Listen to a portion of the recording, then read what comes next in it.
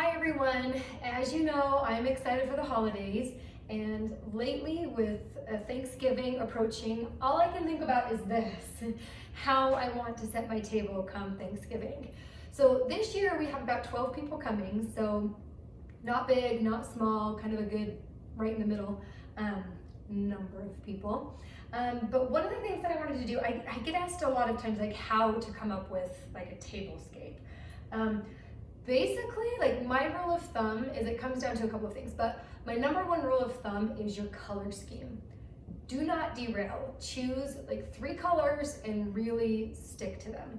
So for this one, we went with, I mean, I feel like white and cream's kind of just, I don't count that because that's like just a good balanced kind of foundation, right? Or like the creams and whites.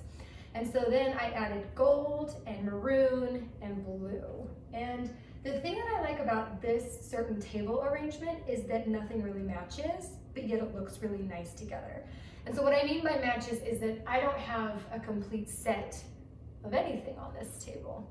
I do have all white dishes that I could probably use, and I still might, I mean, it's still about a week away, little less than a week actually, so I've got to make up my mind soon here.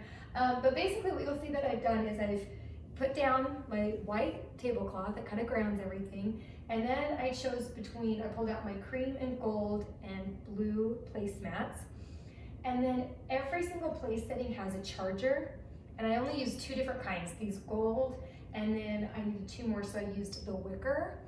And then the plates you'll see, I have 2 different styles of white plates. I have a circle plate and then a square white plate.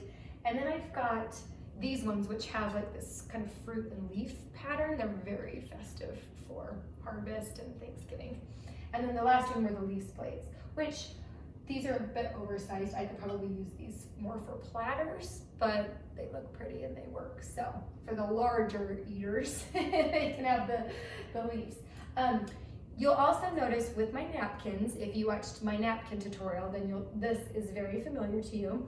I only used 2 different styles of napkins. I used these kind of harvest floral pattern and then the maroon. And you'll see every single napkin is folded in 2 ways. So the maroons are all folded in the 4 ways from the tutorial, and then the floral ones are all the 4 ways from the tutorial too. So you could make it look a little more uniform if you maybe did them all like in one style of folding. But again, this whole theme is kind of not matchy-matchy, but still kind of coordinated.